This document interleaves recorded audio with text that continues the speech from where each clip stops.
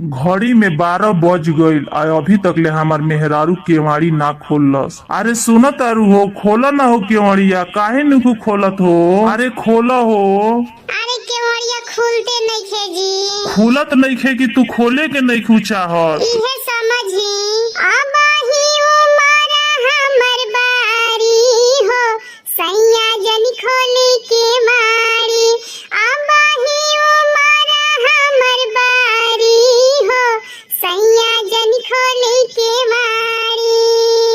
अब ही उमरिया हमरी ककरी के बतिया, ककरी के बतिया सैया ककरी के बतिया, छुआला पर लागे हथियारी हो, सैया जन खोली के मारी।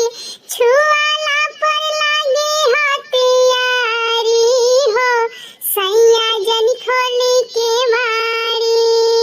ना पति आइब त सखी सबसे पूछ ली, ना